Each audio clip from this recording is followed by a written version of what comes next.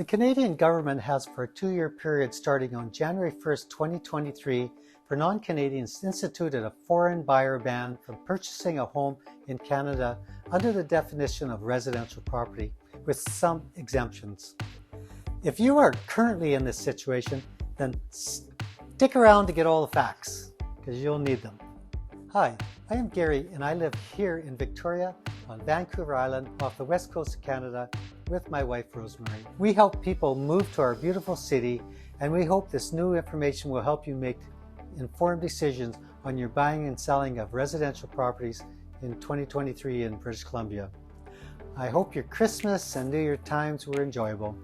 We're well rested and ready to get going. So let's get started. So here is the overview of the details and what to watch out for.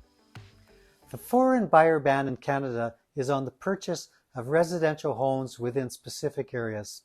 And these are complicated, and I'll talk about that more in a bit. Realtors, lawyers, and notaries have an obligation to inform their clients of the ban. The legislation does not rely on realtors to enforce the prohibition. However, anyone who knowingly assists a non-Canadian in contravening the prohibition can be found guilty of an offense and liable on summary of a conviction of up to $10,000. So don't ask your realtor to do this. Furthermore, properties purchased during the ban which are not exempt may be forced to be sold with any profit being retained by the government. I'm going to go over the legislation language, which is a bit technical, so sorry about that. However, it is extremely important to understand this to avoid penalties and loss due to you as a non-Canadian purchasing a property here.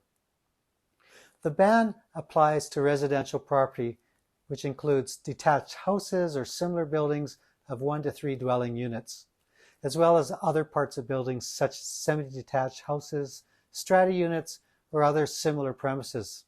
The definition further includes land that does not contain any habitable dwelling that is zoned for residential use or mixed use, that is located within a census agglomeration or a census metropolitan area, and is a prescribed real property or is immovable. Non-Canadian, as it relates to corporations and other entities, refers to an entity formed otherwise than under the laws of Canada or a province, and an entity formed under Canada's laws that has direct or indirect ownership by a non-Canadian of 3% or more of the value of the entity's equity or voting rights. So this means that if you form a company to try to get around this, if you own 3% or more, that is not going to work. Purchase is defined as the acquisition with or without conditions of a legal or equitable interest or a real right in a residential property, with the exception of, among other things, acquisitions of interest resulting from transitions or life events such as death, divorce, separation, or gift. The Act restricts non-Canadians from avoiding the ban by using corporations or other entities to purchase the residential property. They've tried to close all the loopholes. Control with respect to a corporation or entity means when you have direct or indirect ownership of shares or ownership interest in the corporation or an entity representing at least 3% or more of the value of the equity in it, or carrying 3% or more of its voting rights, or in control, in fact, of the corporation or entities, whether directly or indirectly through ownership, agreements, or otherwise. You may be wondering, what the heck is a census metropolitan area or a census agglomeration?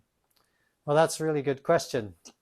These are areas defined in Canada for census use and do change between each census. It's pretty confusing, and the government has not provided a list of maps. You can search the definition on the internet. I may eventually be able to come up with maps which show these areas in British Columbia. However, at this time, that's still in the works, and I don't know what's going to come from that. I'll keep you posted. You can see the full legislation at the following link. Now, this is what to watch out for as a buyer. You will want to talk to a lawyer to make sure that you qualify to purchase a property in Canada. For example, you have exempt status as a purchaser as defined under the Act. You will want to become knowledgeable on the areas where the prohibition is enforced and areas where it is now, and ensure that your intended house purchase is in the exempt areas. You may want to give your realtor your resident status before you start looking for a property so they can properly assist you. It's crucial for your realtor to not assist you at purchasing if you are not exempted from the ban.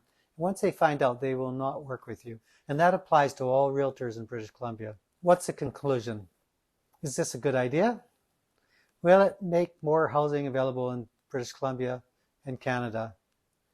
You know, with less than 2% of residential properties in British Columbia being purchased by foreign owners, it's a general consensus that this ban will have little effect on opening up more residential housing for British Columbians or exempted purchasers, while adding a lot of confusion to the real estate industry.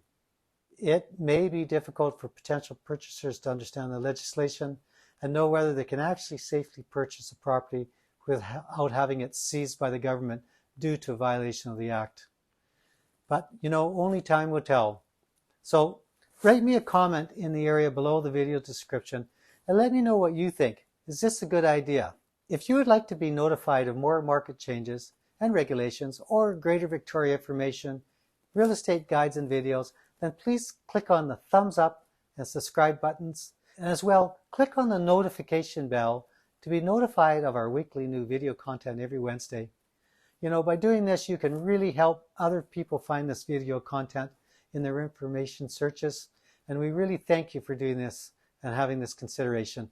So please share this video with a friend and give us a comment below. We appreciate all comments and we will respond to every one of them. Also, if you like this video, you might like the video below. Thank you for watching, and I will see you next time.